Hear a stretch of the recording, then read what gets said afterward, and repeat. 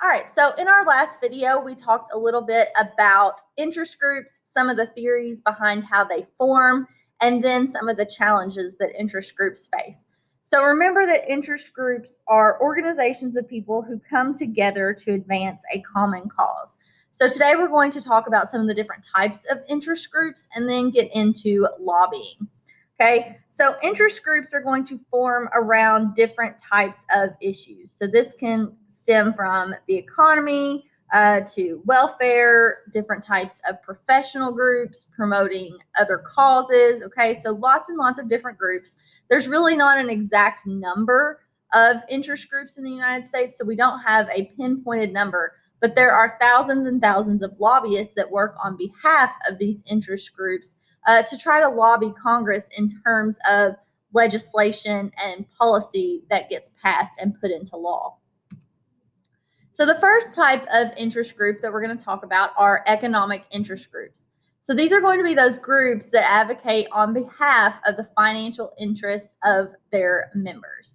So economic interest groups are going to be the largest category of interest groups. So they're going to include business groups, labor unions, agriculture interest groups.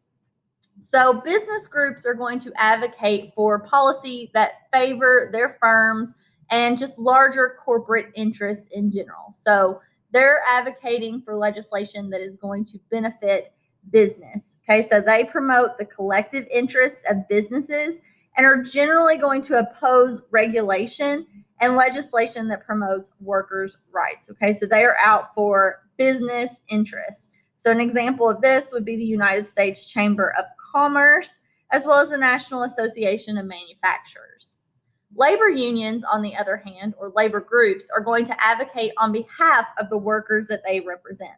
So this means that they're trying to address the conditions of working people, so things like safety, the number of hours people can work, and compensation. And then the last of these is those farm groups. So they support subsidies and trade policies that are going to benefit American agriculture.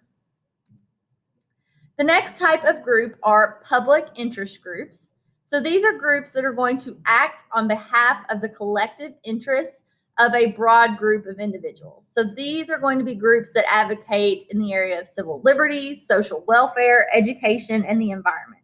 Okay, so environmental groups are trying to advance environmental protection. You have consumer groups that are going to advocate for the interests of consumers. Again, groups that are going to try to advance group welfare on a societal level or for ideological reasons. So these would be groups like the National Organization for Women that are trying to advance women's rights, the National Association for the Advancement of Colored People, or the NAACP, okay, that are trying to promote those civil rights of African Americans. So public interest groups are going to range from groups that advocate for civil liberties to the environment.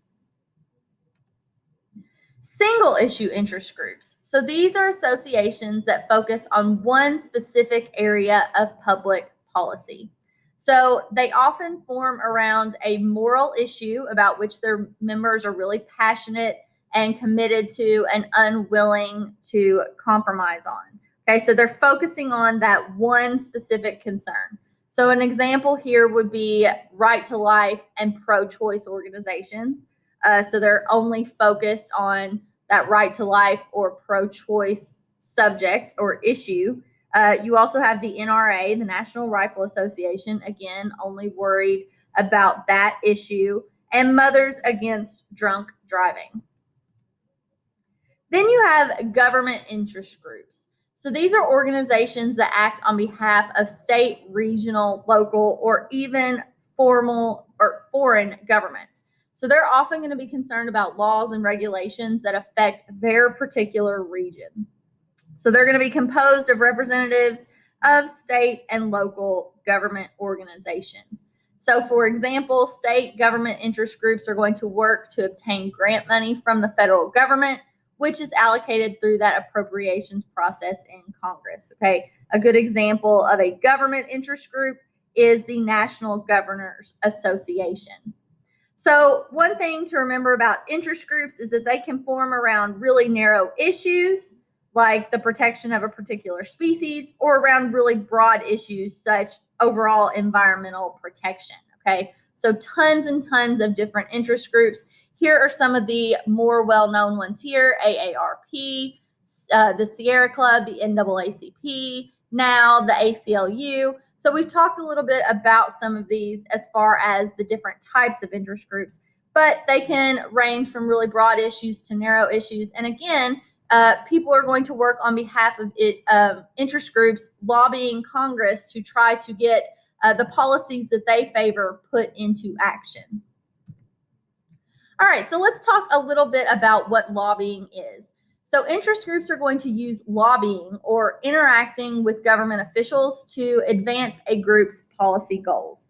So lobbying is going to describe the various activities in which interest groups are going to engage in order to try to influence government officials.